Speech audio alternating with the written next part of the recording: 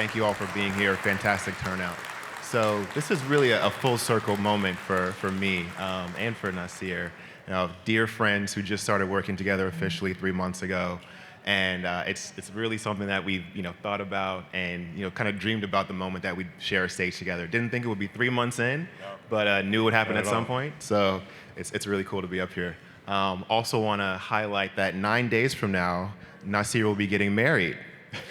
So please give it a round of applause from the Zeal team, from the Black VC family. We're proud of you. We're happy for you. Thank you, man. Wish you the best of luck on this new journey. Thank you so much. So we'll start with my intro, and then most of the questions will be geared at teasing out your background. Absolutely. So Jaron Smith, COO of Zeal Capital Partners, been with the firm for about 3 months. My focus is helping us grow from a fund to a franchise.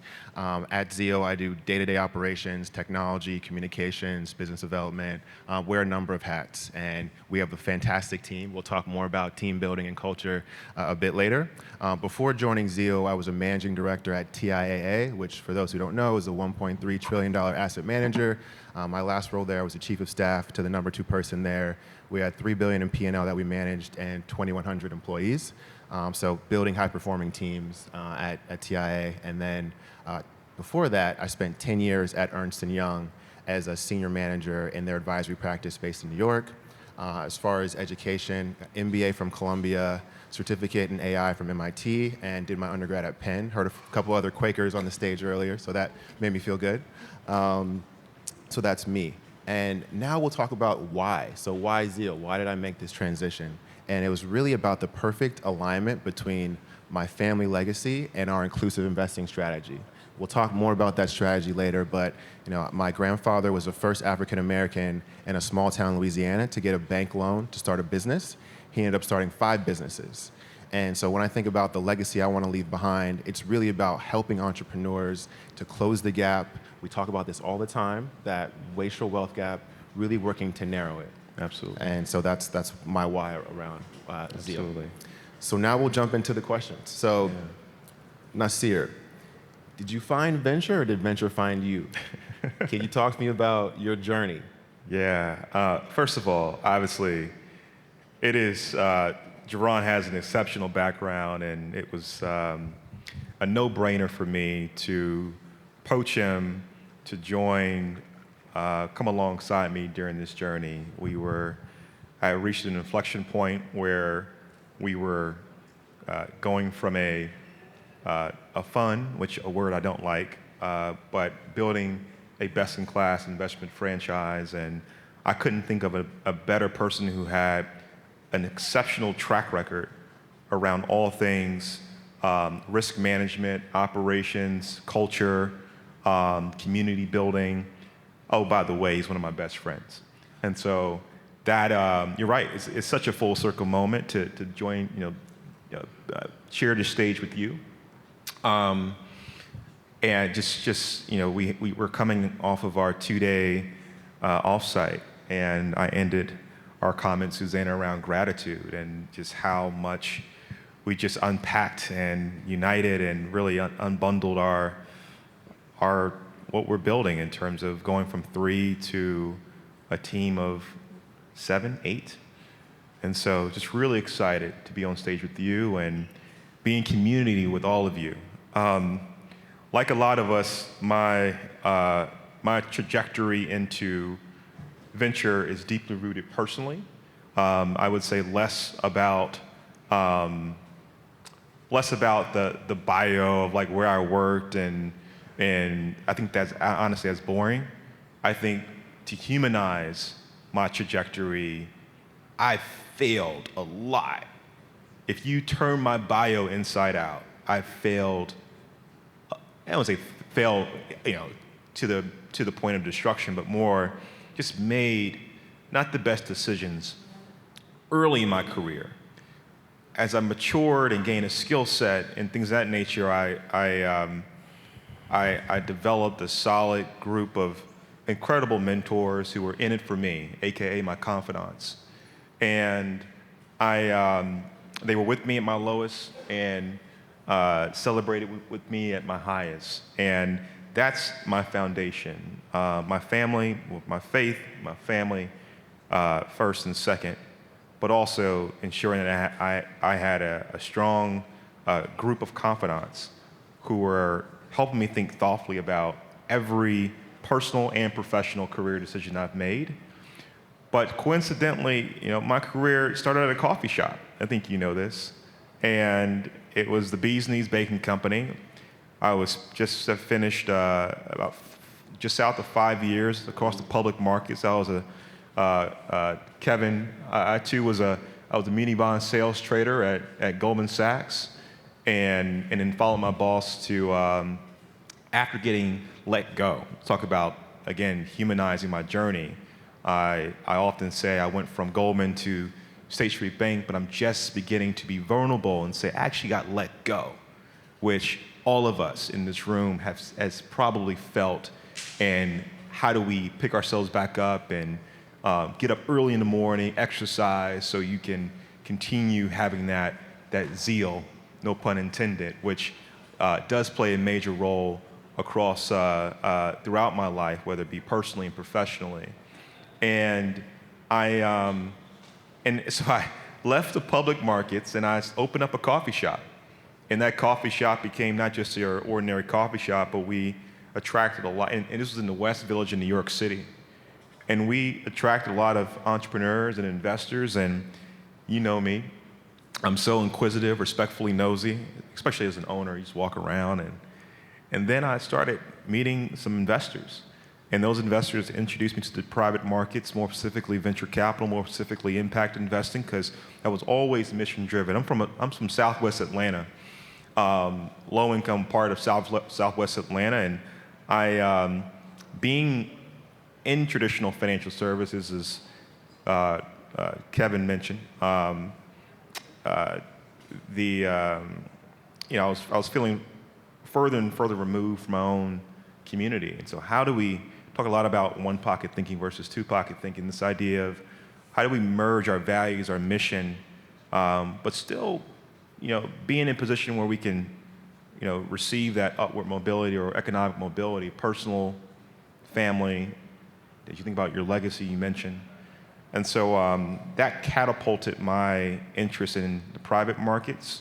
I made some angel investments, and then I was asked to move down to DC and join a couple a venture firm, and then more recently AT&T, which that's where I was at before deciding to join Zeal. But so that investment experience, all doing mission-related investments, that's a story in itself. I'm happy to unpack that, but that experience, both personal investment experience coupled with how that plays into the Zeal story, is all correlated.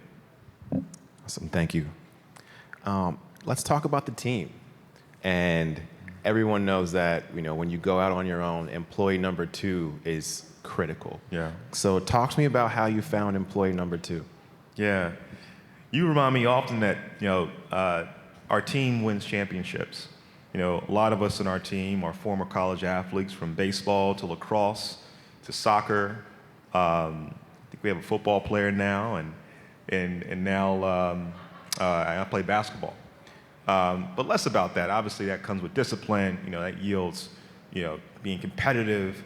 But as I mentioned, my career in venture capital was very much non-traditional. I didn't come from a big tech company. I'm not your typical emerging manager spending 5 years at an Andreessen or a Benchmark and roll off and become an emerging manager. I didn't go to business school as well. So I want to be able to humanize my trajectory, so it's not this typical narrative that we hear often.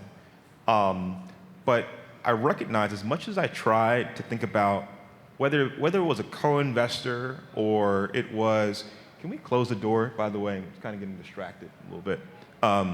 Whether it was a co-investor or it's someone I've known for a long time, I just couldn't make the case that I needed 2 partners or 3 partners, GPs, which is what you, which is from a risk perspective is best. So I decided to become a sole GP, but not lead. I know there's maybe whether it's articles or folks legally, I am a sole GP, but I never led with that. I led with I'm building a franchise. I'm building a company, not a fund, but a company. And a company, a venture franchise, a platform is going to be around for the next 30 plus years.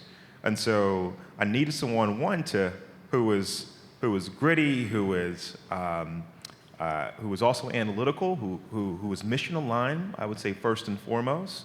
I saw a little bit of myself in terms of just someone who had zeal and who believed in the model as well.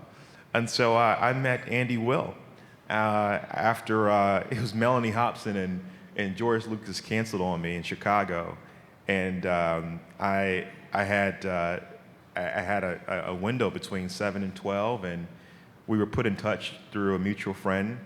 And like these first interactions, whether it be with a partner or whether it's with an entrepreneur, it's typically 30 to 45 minutes. And correlated, like how I met Chloe, my better 3/4, I thought that too was going to be a 30, 45 minute date. And that date was all day. And same went for Andy as well, which was 2020, 3 years ago. And we talked. I got to understand his background, and he was ironically he was graduating from University of Chicago Booth, and he's from Maryland. His wife was pregnant with their first child and needed some help. It's just funny how God works. He was like, we just need to get back to the DMV, and my interest is venture capital. And I actually prefer not to join a storied franchise. He mentioned to me, he said, I want to join a mission-driven, venture vehicle that's not in your traditional tech hotbed. I want to help you build this. And he's been with me since day 0, and I'm forever just invested in his commitment and believing in me. And so now it's been him and I, and then we have Evelise in New York, who's also been with us from the beginning. And it's just, again, we're at this inflection point. It's exciting how to be very thoughtful from operations to post-investment value creation. We have Susanna Burridge, who's our head of portfolio management, and then of course our investment team as we increase our AUM. Awesome. And Andy was actually here today, but he had to run out to meet with the founder. So we're so proud of how things have come together. So moving on, you touched on barriers a bit, but as Andy joined and as things were really coming together, what was the largest barrier that you had to overcome before you wrote that first check? And if you don't mind sharing, what company did you make that first investment in? Yeah. Zeal One was difficult to get it off the ground. Ideated it all in 2019 and went into market officially, Hayward, January 2020. What a time to think about going into market, recognizing what would happen 3-4 months later. And at that time, Jerron, I thought we should just pause and all this would die down. But I prayed and I truly felt that this was my calling, and I moved forward. I did have 2 of my biggest mentors is Ken Chenault and David Rubenstein, and a number of other thought leaders who pushed me to move forward. And not only did I adhere to their advice, but also my own conviction. And so marching towards, the goal was to raise $20 million. And by May of 2020, we had only raised $3 million. And so we're off to a fairly decent start. And then we got in touch with, actually through a potential LP, put us in touch with Wamino Abbey and Samir Goel, who runs a company that a lot of us know called Isusu. And at that point, we were the 12th investor that they had met with, and all 11 had said no at that point. And we were trying to figure out, just by listening to their story, and I understood the market as a means to how do you increase FICO scores by way of tenants, being by way of tenants making timely payments. I saw that as a B2C model often, but they cracked the code on B2B, and that was interesting. And so we made they gave us more allocation than we can afford, which I go ahead to say that our ownership would have been our exposure would have been much higher than it is today.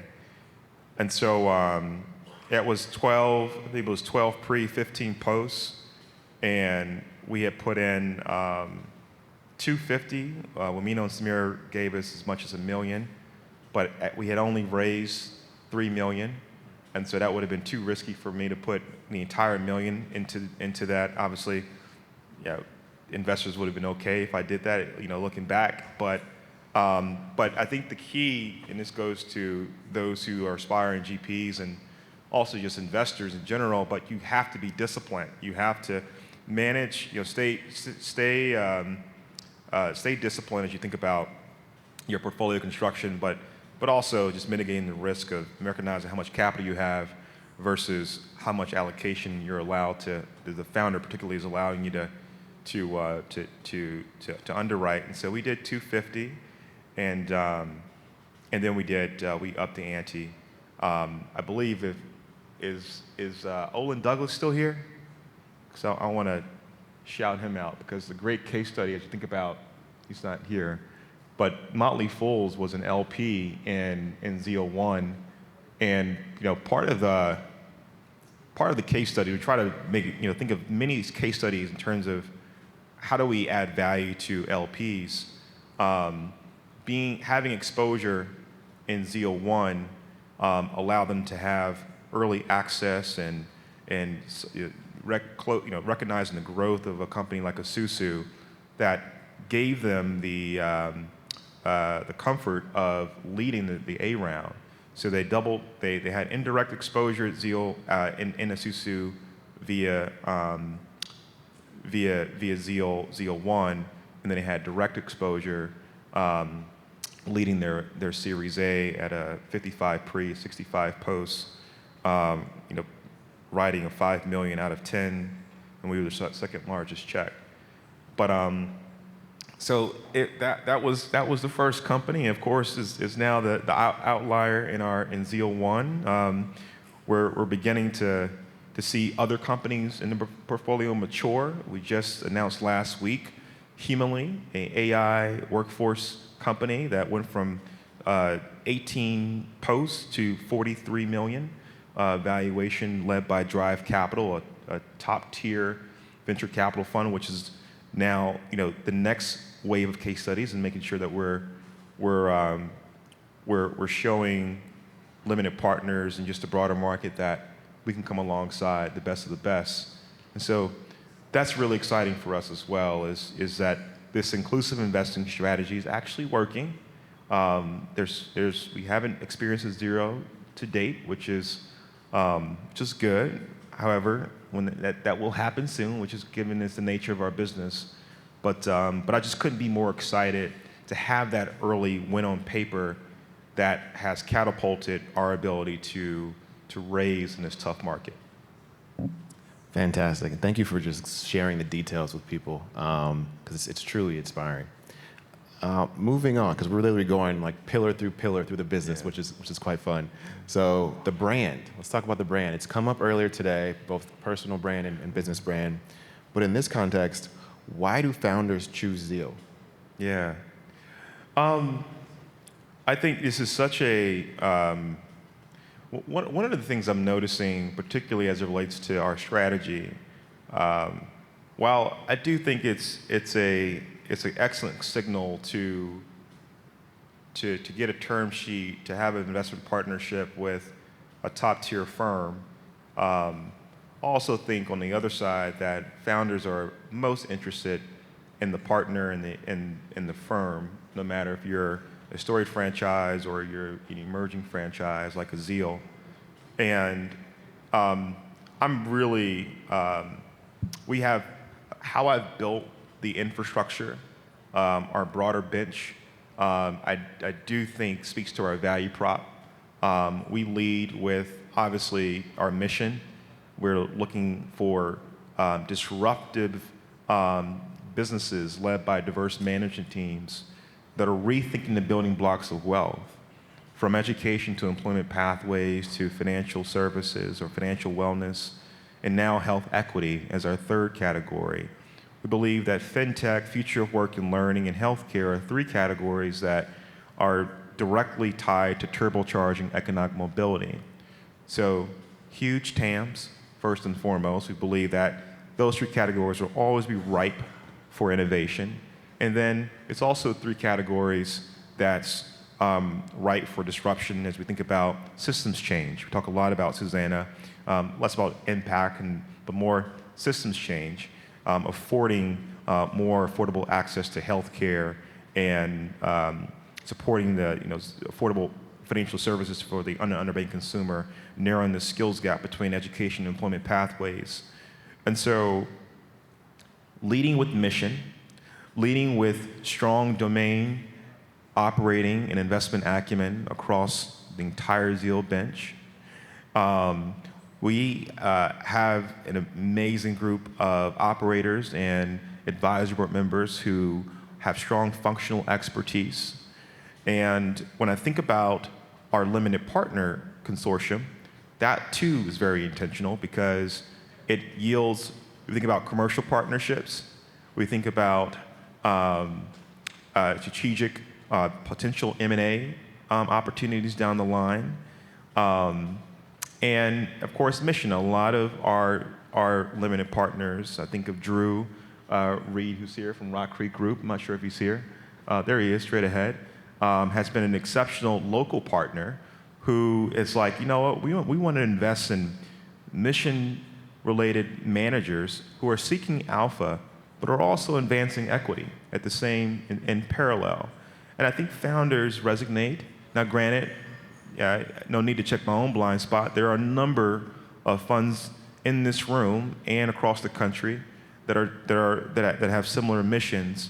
But when you couple the mission and the value prop, the introductions, we have SHRM on the future work side, where they have over 30,000 members who are CHROs. That is an early stage founder's dreams to have access to CHROs, for example. But I do believe our inclusive investing strategy is one of the core reasons why founders have chosen Zeal, and we have a couple case studies over a venture fund that's on Fund 6, Fund 7. So I'm excited about that and hope to see more of that. Thank you for sharing. You just touched on LPs, so let's go there.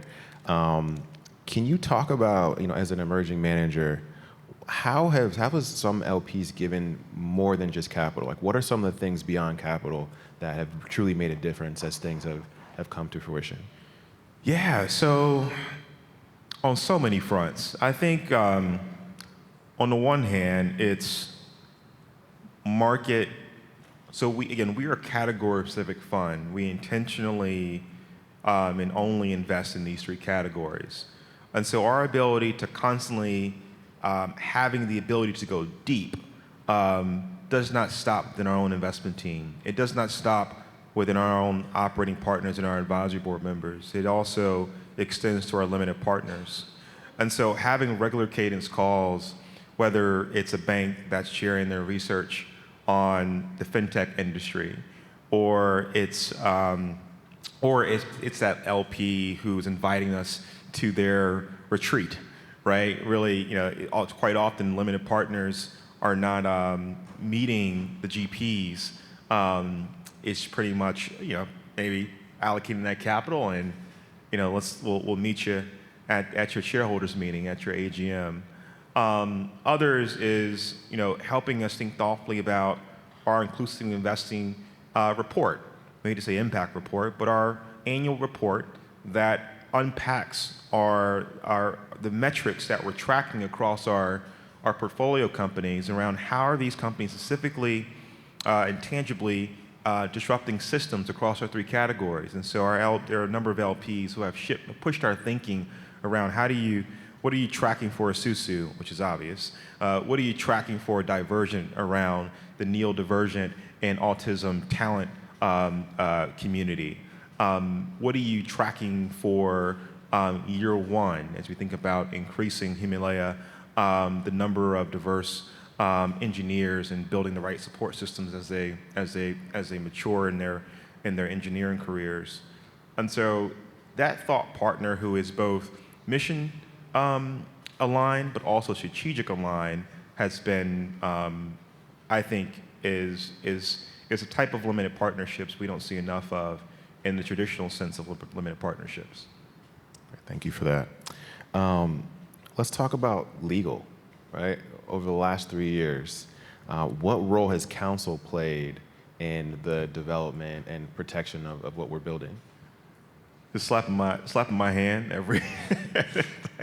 No, and Cooley is here on the fund formation side, and Lowenstein Sandler has been our counsel on the deal side, and Cooley has been Plan B. I think when you decide to start a company, whether you're a founder or a fund manager, there's so much you just don't think about. You go in with this idea of a strategy, but on the one hand, you don't recognize how much counsel costs, Stephanie, right? You should think about that bill, and then you should just reminded how much how important they are to the formation of your emerging franchise, your platform that you're building. And I'm not sure if Caitlin's still in the room, but I just want to go super fast, and they slow me down often. And so our counsel plays a critical role. Same goes for RSM. I'm sorry, it's not RSM anymore. It's Moss Adams. Moss Adams on the audit, and we do use Carta. Although if anybody in Carta, I'm always having to check the numbers. It's been off sometimes, but Carta's been great on the fund administration part.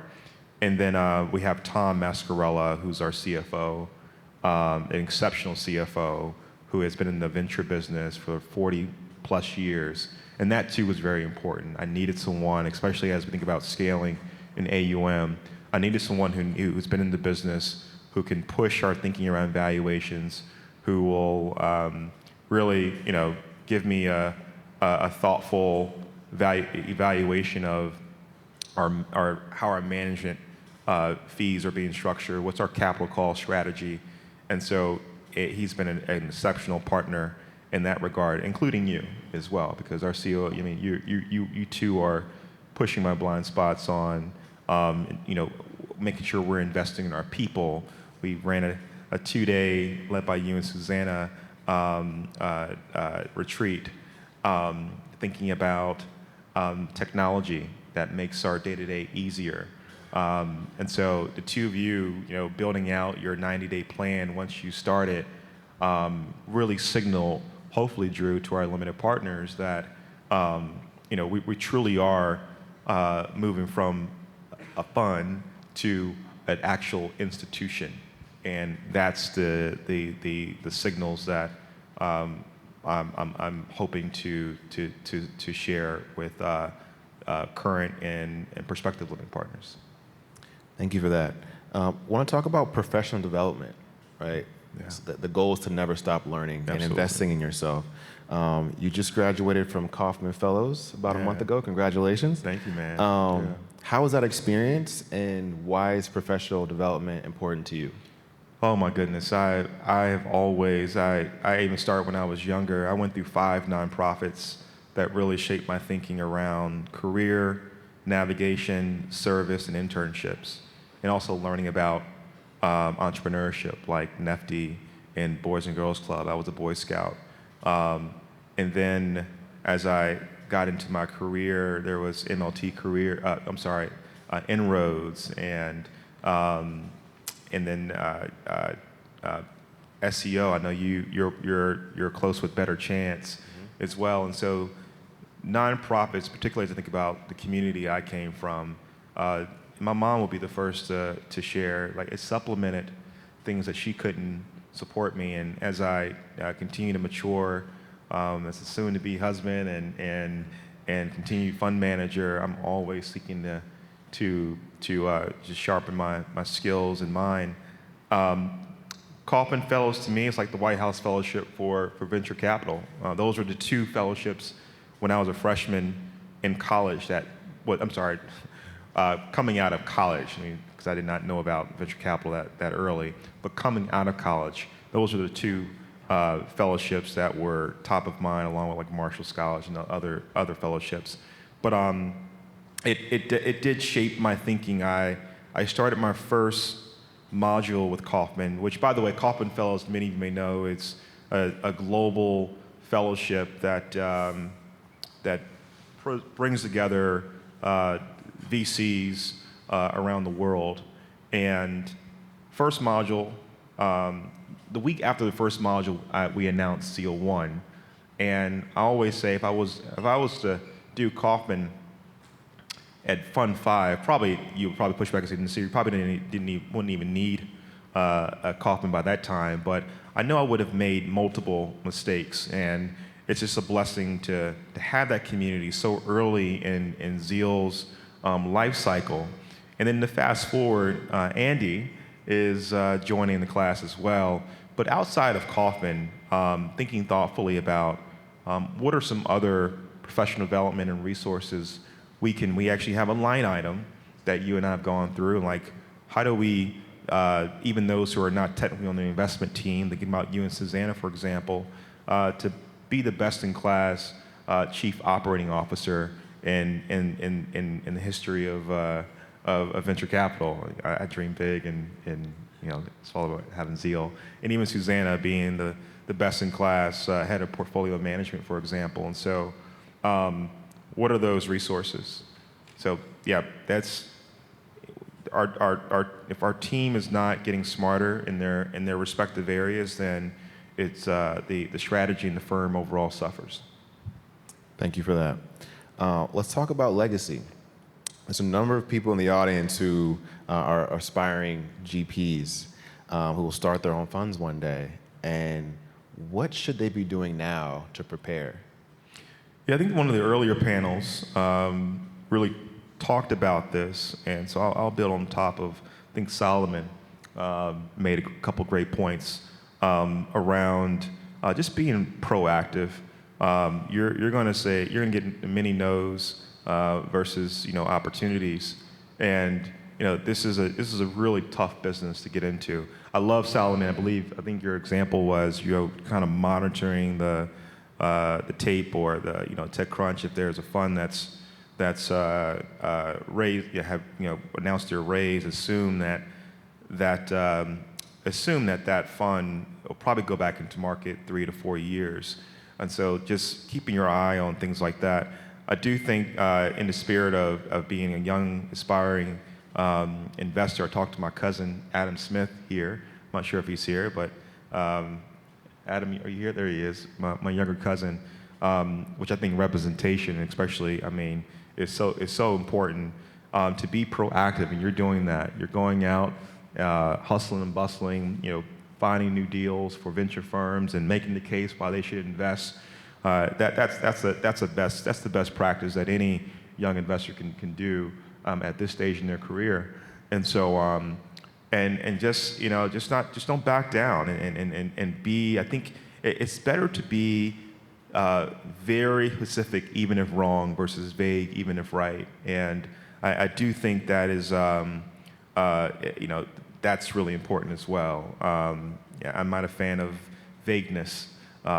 Coming with tangibility is critical as it relates to going to GPs and investors that you would love to invest in companies in your pipeline. And then just getting smarter around the business. I mean, podcast is great and reading, but there's also action. So getting as many reps as possible is critical. Thank you for that. I think we have time for one more question, and then we'll turn it over to see if the audience has anything for us. Yeah. So, what does Zeal look like in 10 years? This is a how I built this conversation. So, based on what we're building, where are we headed? What does it look like in 10 years? You know this. I have this paper that I wrote called the Moonshot Paper, and I need to revise it, Drew. I think you saw this in the data room, maybe. And I've always viewed I wouldn't be an entrepreneur if I didn't think kind of backwards. And so while short-term thinking was important in the spirit of execution, thinking about ZL5 and working my way backwards, a couple things that just remains consistent. But of course, there are data points that's going to keep us in business. And the number one data point is that we need liquidity events, right? Where if our portfolio companies are not getting acquired, we're not achieving that 10, 20, 100x return, returning the capital back to our limited partners, then we're not going to be in business. And so we're only as great as our companies. Number two is remaining disciplined. And so what that means, the way I think about it is, we're going to be, people say, generalist funds typically outperform. I understand that, but if you build a team that has the ability to go deep, that has strong operating experience, you build a strong support system, then I truly believe that staying within health equity, financial wellness and inclusion, and future of work and learning, and within those three categories, and constantly getting smarter and thinking about possibly unbundling the subsectors, we will become the best in class. Every entrepreneur in the world, so I'm thinking about Globe as well, will think of Zeal as top of mind as their preferred investment partner.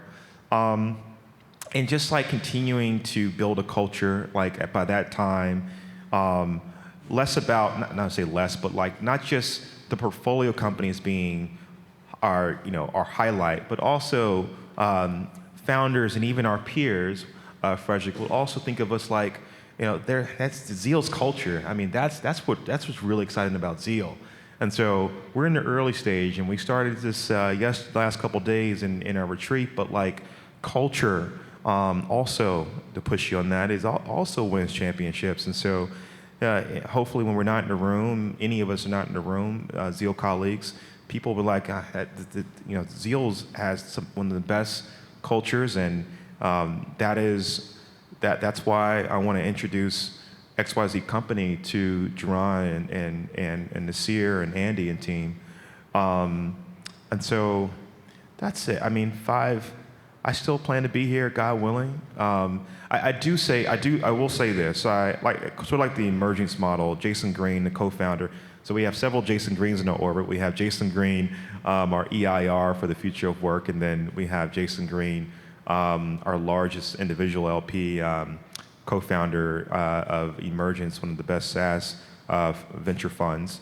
And we're modeling their model in terms of like investing internally and not having to hire often. And so whether you are a junior analyst and, God willing, we provide KPIs and resources and invest in you, so you become partner. And so, and then the last thing I'll add is that I think, I say this now, I feel pretty confident even 5 years from now, we'll always be a $200 million, we'll always be raising sub $200 million. We won't be a $1 billion, raising $1 billion. And I just don't think that's, one, return perspective is just, I think, difficult.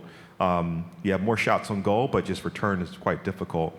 And then the team looks larger, I'm family oriented. I think the team we have now is perfect for our ability to fully execute our strategy. Thank you for that.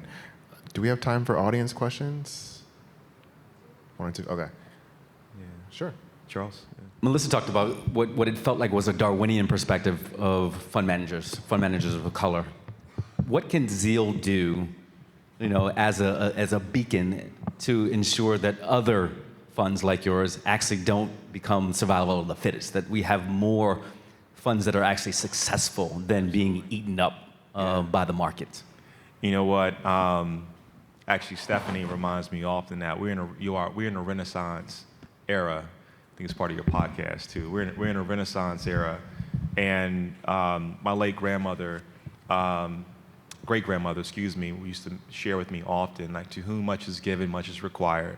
And I think that not only goes in, obviously, as we think about community, but also in this asset class and venture capital as well. I spend a lot of time, mentorship is very important to me, but I also recognize that Phil talked about time. My time is very limited, but it is a responsibility. It's a responsibility to lean in and have that pre-8 o'clock in the morning, 15, 20-minute talk for that Inspire general partner, to stay up a little later to have that same conversation, maybe have a consortium, a Zoom chat as well. I think during COVID, that's one thing I did often, is brought just folks together and really talked about Zeal, but just more broadly and unselfishly really focusing on how others were navigating this community, the venture community. But to your point, what we were talking about maybe 30 minutes ago, what's the role of others who may not have, whether it be investment acumen or a track record, but functional expertise, access to great companies. You too play a role as well. And I do think there's a larger conversation. I think, Maurice, we should have a conversation of operators or functional experts who A, can be an asset around deal flow, but two, you may want to begin a track record and start writing checks. So how do you get there? Which I know, the Black Venture Institute, prepares you for that. And so that is, it is, the short answer is it is a responsibility. I'm bullish on the different nonprofits also that has emerged over the past 3 years as we think about supporting young Black and aspiring GPs. I think about, what's my guy name? Demetrius. Is Demetrius here, who interned, there he is in the back, he interned with us at Zeal at Black Venture Capital Consortium. And so I'm bullish on, because of organizations that are building curriculum to train the next generation of GPs. All right, I think that concludes our time. As you can tell, we're immensely proud of what we're building. Hopefully, this was helpful to all the folks in the audience. So many people have invested in us to help us be all that we are, to be on the stage. And it's important, as you mentioned, that we inspire the next generation. So hopefully we did that today. Thank you.